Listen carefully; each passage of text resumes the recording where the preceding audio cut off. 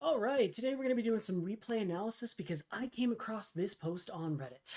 Help against Protoss. I had an advantage most of the game. Yeah, the same old story every single time. For those of you who don't know me, my name is Sheriffdickles. I am a washed up GM player. I peaked at 5.8. I'm currently sitting around 5.1, 5.2. Enough about me. Let's just jump right into the replay. I have not seen this before, so this is going to be the first time for me. And we'll just talk about it from your point of view. I just got to rewind it because it took me a second to pause. And here we go. So, where's your drone? Where's your drone? Are we larva capped at... Okay, we're larva capped at 9 seconds. I don't know what this MMR is, but yeah, it's got to be low because this Protoss already blew Chrono Boost and isn't making probes and doesn't have a pylon. All right, this is going to be interesting.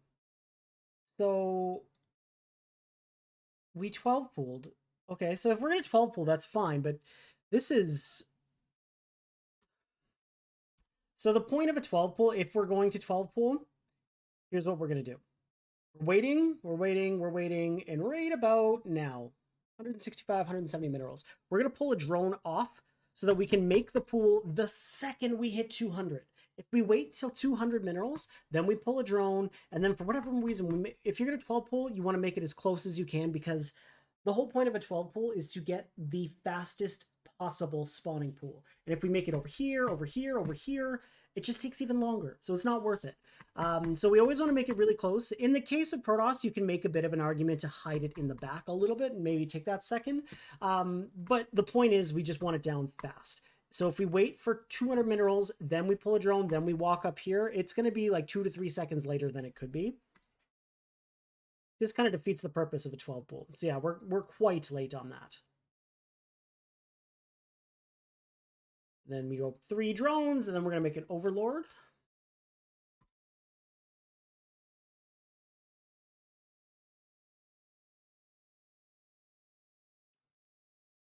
Okay, so I'm assuming you were just trying to sell this.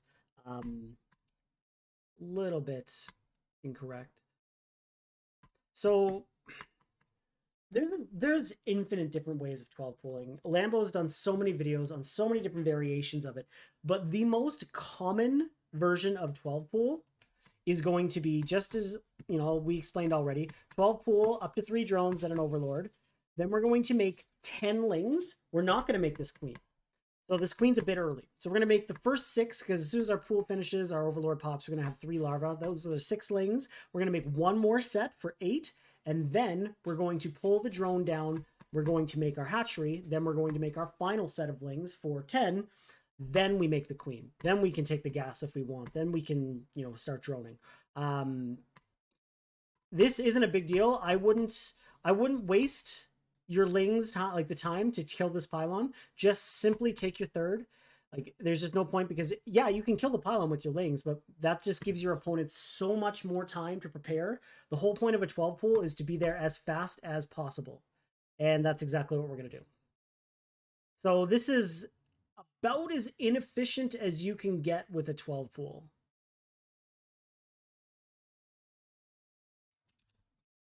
We did make 10 lings.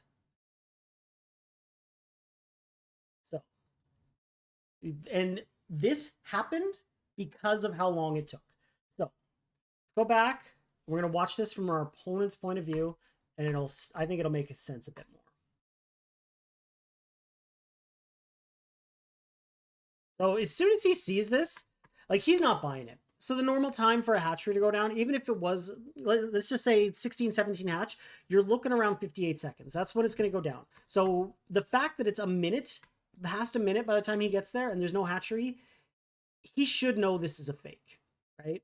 So he's going up fully expecting to see the 12 pool.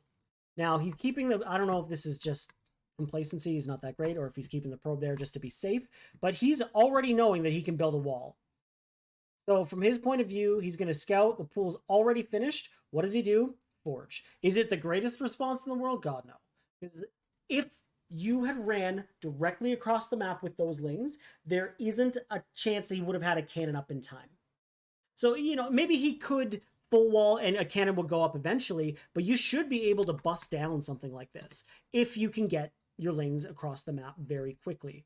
But by killing that pylon instead and chasing that probe for half a second, it just gave him all the time he needed to get that cannon already started, and your 12 pool's over. Now, because you've done no damage, none, you didn't even, like, the rush was late, bungled, you've done no damage, you are just behind.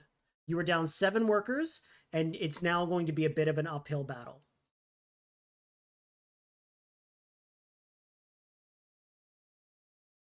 So, I mean, that worked out in your favor. Just there's so much surface area on this Cybercore, but he can just keep walling. That cannon's going to go up. You're going to kill the Cybercore.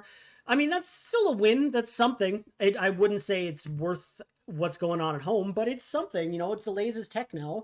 If he was really fast on the trigger, he probably could have started his Stargate, his Twilight, whatever he wanted to, but he didn't. So that we're delaying his tech by like another 2 minutes. So that's something. So, meanwhile, back at home, we are slowly droning.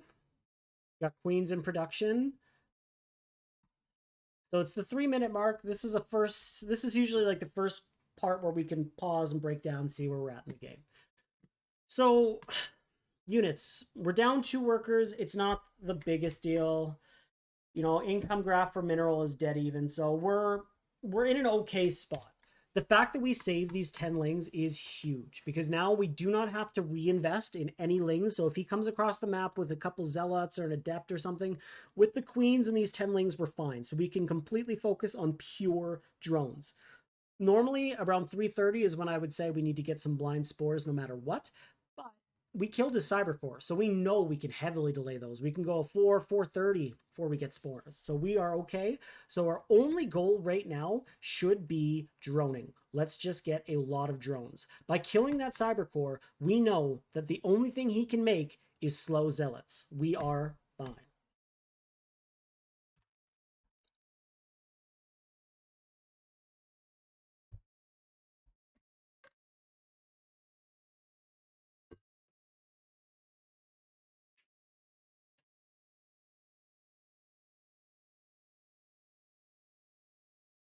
We take the third. I don't really like that third. I mean, it's completely fine. It's not the biggest deal in the world, but it's just such a big distance. Like, I usually take this as my fourth. I don't really like taking this one as a fourth because it's too far ahead.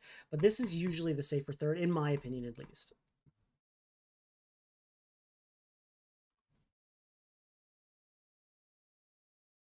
Okay, so we're using our queens quite efficiently. Like, none of them have a ton of energy. You know, we're creeping, we're injecting, everything's good. The only thing I'm a little nervous about is, and you know, we're starting our way there now, is just the fact that we have no idea what our opponent's doing. We killed the cyber, we delayed his tech, but we need to get in there with this overlord. We need to sack it. We need to know what is going on. So I can see, because replay is building a Twilight, but where is it? There's Robo, Twilight. So whenever you see a Robo in PvZ or in ZvP, especially like this early on, like a Robo opening, it is going to be aggression. Doesn't mean it's stock standard, oh, Robo, this is what's coming. There's a litany of things you can do with a Robo opener in like Cross versus Zerg, but no matter what it's going to be, Robo openers mean aggression. And they mean that because of the threat of Mutalisks alone. That is why Protoss has opened up Stargate for the longest time against Zerg. Yeah, it gives them map control, gives them vision, but one of the biggest things is it deters Mutalisks, because surprise mutas ruin Protoss's days. Like, that's why, because they know that if the Zerg's rushing into mutas or something, they can just start pumping out Phoenixes. It's just there, because of that weakness, we know it's going to be aggression.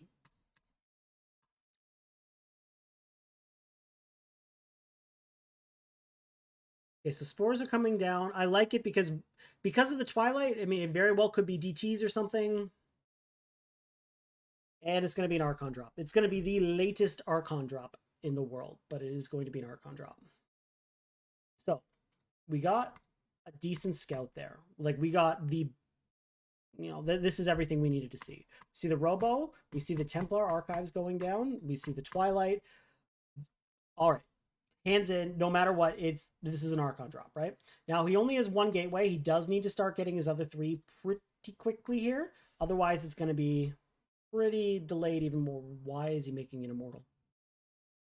And he's got plus. This isn't going to be an Archon drop. This is low MMR. So, you know, not the worst timing on our layer. Let's just pause here at 6 minutes. We got a really good scout. Now, do we know for a fact our opponent doesn't have a third base? We should assume. I mean, unless he's being cheeky and he took a corner base, but we know he didn't. So it is 6 minutes, and our opponent has not taken a base. So that means this is a 2-base Protoss. What does that mean? It means he's about to go all the fuck in. All right. So the normal timing for a Protoss to take a third can vary a bit, but usually it's around 4:30 to 5 minutes. Like, you know, sometimes you'll see it quicker, sometimes you'll see it around 4 minutes, but it's usually 4:30 to 5 is that sweet spot. If you do not see a third Nexus going down around that time, assume it is going to be some form of 2-base all-in, especially knowing that we saw the Robo. Now, it would be really sweet to see a gateway count. If we could just see like 4 or 5 gateways, you know, all coming up, then we can just 100% confirm. But right now, this is 99.9% 2-base all-in. What are we producing right now? Drones. We need to stop droning. We are massively ahead of our opponent. If you look at the income, boom, like massively. What do we have for tech? We don't even have a Roach Warren yet. So normally, outside of, you know, as long as you don't open up busted 12 pool and don't do anything with it, normally you get a Roach Warren around 3:30, and you don't even have to use it. It's just a safety feature. You do need to get it against Protoss, unless you are, you know, Cyril or Lambo or someone who has that control and confidence with Lings and Banes alone. Because if it's Adepts, if it's whatever, Roach Queen will save you against just about everything Protoss can throw at you, like for these 2-base all-ins or openings, anything. So we don't even have a Roach Warren. We're still droning. We know our opponent is going to be 2-base all-in. I don't know if we've clued into it mentally yet, but we've gotten all the information we need. So we've got a Bane that's going down. We got another 10 drones coming up. I don't hate the fact that we're making 4th, because no matter what, that's just production. But, okay. Why? This is a lot of money on spines and stuff. Like, when you get to the late game and you're at like 80, 90 drones, yeah, sure, fuck it, throw down a bunch of spines. But this is still early to throw down 5 spines. It's easier to just make some units because you can always get more value with them. Static D is okay, but this is pretty overkill for Static D. We now have vision that our opponent's taking a third. It's very late. This absolutely still can be 2-base all-in, right? Like, even let's say Terran 2-base all-in, they're going to make the 5 racks. They're still making that command center at like 6:37 minutes just as an insurance, as a fail-safe. Is I got crippling damage done, but I just couldn't kill them. Well, I have a third, I'll float it over. That's the same thing what's going on right now. Or at least it should be. What the fuck is he doing? Whatever. Don't base any knowledge off of what this player is doing. Listen to what I'm saying. This should be a 2-base all-in. So we're just reading this very wrong. You're getting lucky, but this is a one-off game. This should not ever happen. So we're at 67 drones. We're at a solid drone count. Like, solid. We don't need them. We have 11 drones. Even if this player wasn't going 2-base all-in, and this was a straight-up macro game, you should still be in danger right now. It's just that your opponent's so bad that you're getting away with it. This is cockiness and gambling to the next level. We have no units. We have almost no tech. We've got almost no upgrades. Are we going double layer? No, we've got 3 queens queued up. What are we doing? You're holding down the D key. That's awesome, but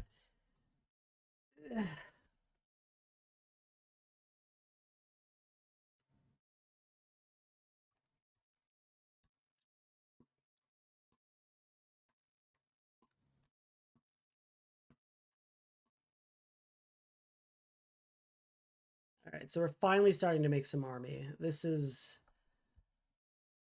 I'm very confused at both of your plays. Okay, so we got the infestation pit going down at a pretty decent time. Ideally, in this matchup, we'd like to get the hive started at least around like 8:39 minutes so we can get vipers out. I mean, if it's later, it's later. It is what it is. But that's a really nice, sweet timing to start.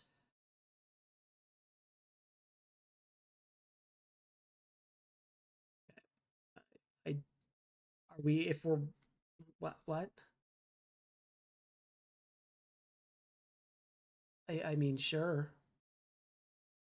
But we could just make some spores or have some queen. Why are we worried so much? Why are we investing so much into static D? I just don't get it. It has been like a solid 2, almost 3 minutes. We have not follow-up scouted. We have no idea what our opponent's going for. He could be going pure carrier. And we're just like, nope, I need more spines. Blindly.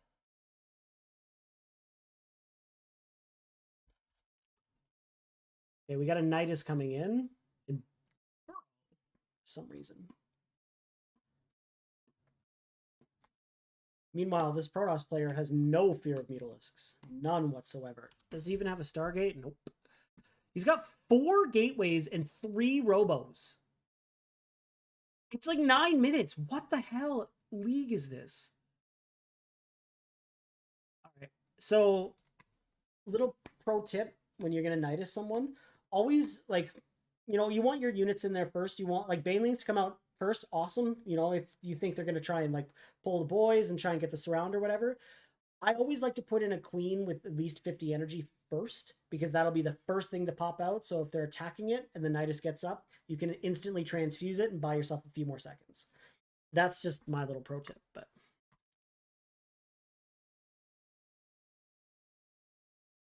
so we do have an Overlord over here in position for a Nidus. Is there anything over? He does have a pylon, but army supply. You're ahead, but you have to remember that your army supply is pure Ling Bane. If he takes a shitty fight, comes at you, you know, gives you lots of surface area to get the surround and everything, obviously you're going to win that fight. But this isn't the strongest standing army right now, right? Like, we don't have the greatest upgrade. We have ranged +1. We don't have a single unit right now that can benefit from range. We do have 15 roaches on the way, but roaches are also incredibly supply inefficient. So this number is heavily inflated. You are more or less even, considering the fact that he's making a Colossi. So if he can protect that Colossi, there go your Lings and your Banes. And with the disruptors he has, he should be able to just chunk away your roaches. But again, Protoss and Zerg are complete opposites. Zerg is quantity, Protoss is quality.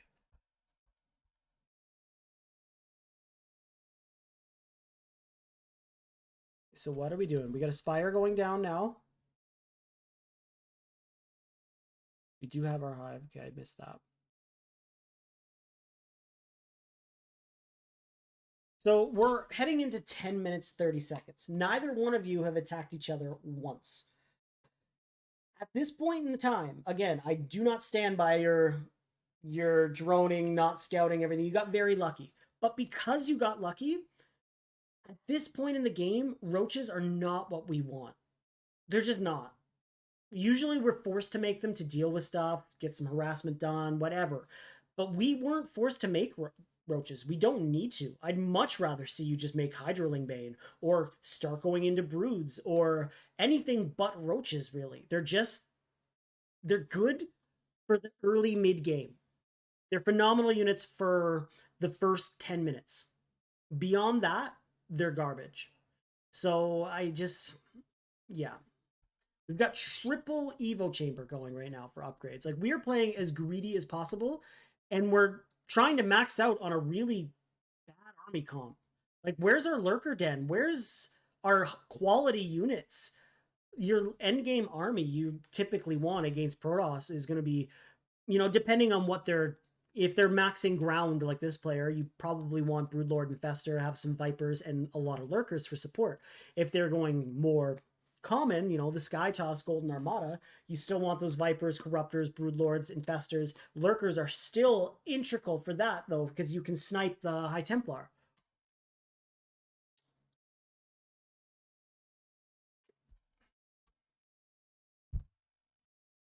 Like, we need to start throwing away these roaches. We need to start getting rid of these. Like, we're banking up money. We don't have a lot of supply left, and this is not an army that we want to turtle on. Because if we just sit back, I know we're moving across the map right now, but we've already sat back long enough with this army comp. He's going to have a much more powerful, well, he should. I know he doesn't, but he should have a much more powerful army comp, and you should have just gotten stomped right here. But you should be able to get some decent damage done here. No, that's not the fight you want there, champ. Yeah, that's smart. So the nice thing about Zerglings is they're cheap, they're fast, and they wreak havoc if left unchecked. You don't even need to control group them. If you are unfamiliar with alt should be a really good friend of yours.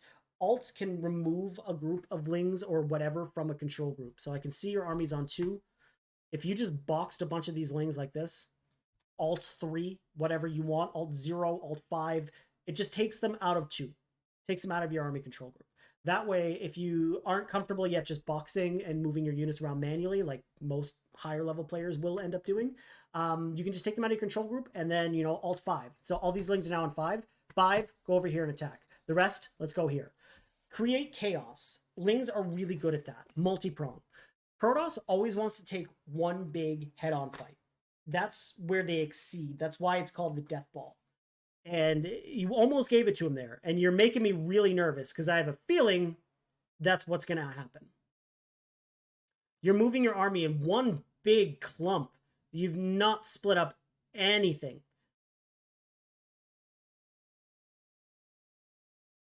Zerg doesn't have a lot of micro. Like, they, in the very late game, absolutely does. It is very difficult to control, you know, Broodlord, Infestor, Corruptor, Viper, Lurker, with juggling your spores, and like, that's difficult. But on this type of army that you have, the only real micro things that you want to do is, 1, ideally get us around. So try and pick a fight where there's the most surface area possible. And 2, just split up and create chaos. You have so many lings. These lings are not going to be super valuable in a fight right now. He has so much splash damage. So just create some chaos. We're just... Oh, what a disruptor shot. We got Banelings crashing into Archons that are being healed by shield batteries. Like, that could have not gone worse for you.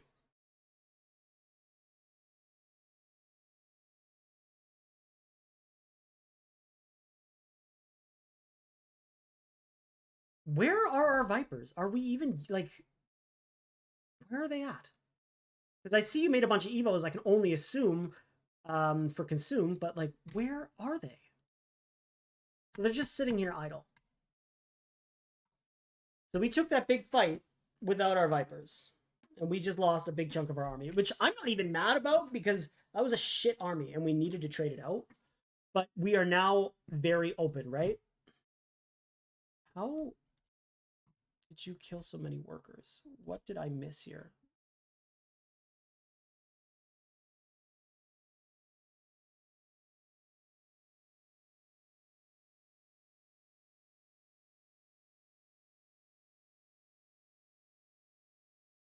Like, I saw the Nidus go up, but I thought that was cleaned up pretty easily.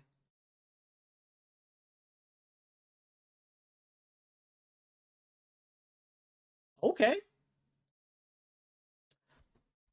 I stand corrected. I completely missed that part. I thought he cleaned it up.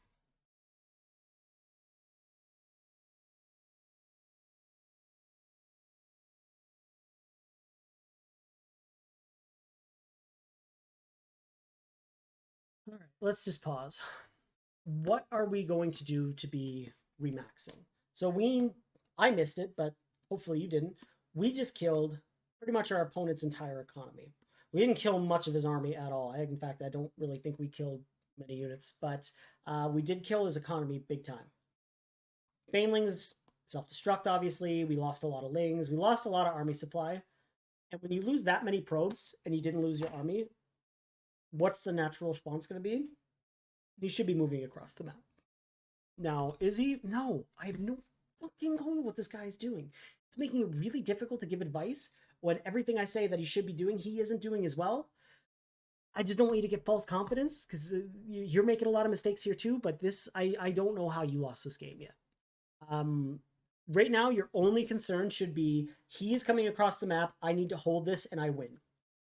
And what are we making right now? 24. I don't want to see Banelings, man. I don't.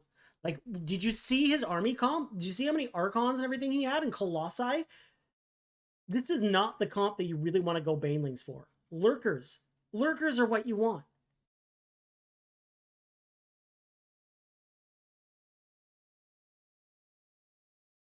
We do have the Greater Spire. I'm stoked on that. We don't even have a Lurker Den done.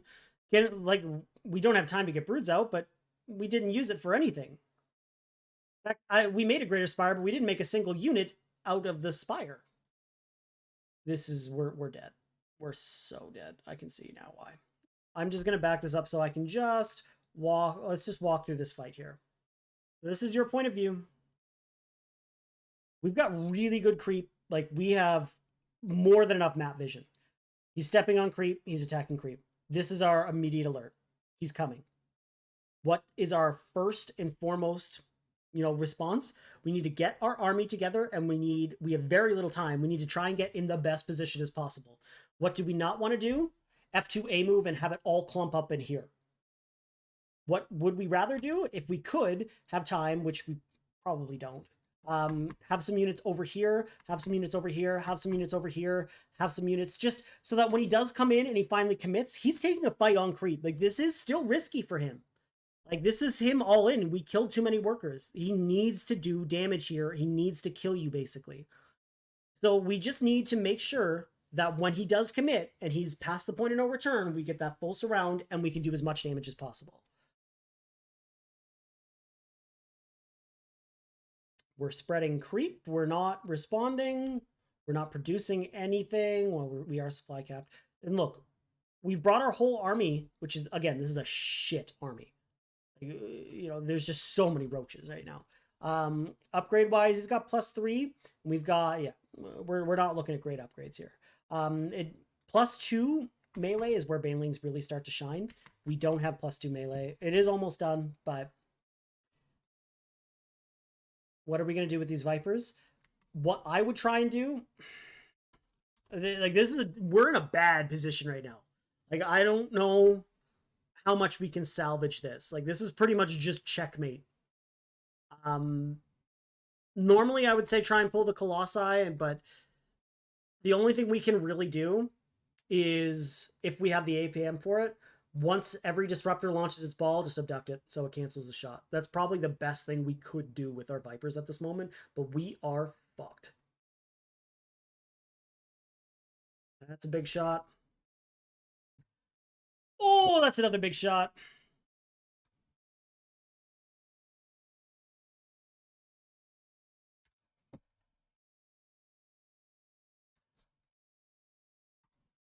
Does he even? He still doesn't have a Stargate. So you do realize that if you went pure Hydra Lurker, you could have destroyed this man's entire world, because all you'd have to do is snipe those observers. And he can't see the Lurkers because he refuses to go Stargate. So therefore, he can't get oracles. We played this game so blind, so cocky, so arrogant that we thought we couldn't lose, and we continued to max out on a very inferior army to what our opponents is doing. We did get a lot of damage done with that Nidus. Props. That was awesome. But we let our opponent just establish himself. He took his slow, sweet time. This Protoss player is very bad. But we let him be bad. We let him get his army up, and we let him come across the map, and then you let him take this brilliant fight from this shitty choke where we just got nothing done. I love the fact that you made Vipers, but if you're not going to use them, don't make them. This is 12 army supply that could be easily used somewhere else. So I'm super happy to see you use them. I would rather you keep using them and just start committing to using, like making them commit, start using them. But we didn't do anything with these Vipers all game long. Just, I think we dropped a blinding cloud. Just not worth it. Yeah, I haven't done a replay analysis in quite a while, so I've probably rambled a bit. But I hope this helped. I hope you learned something. Yeah, good luck out there.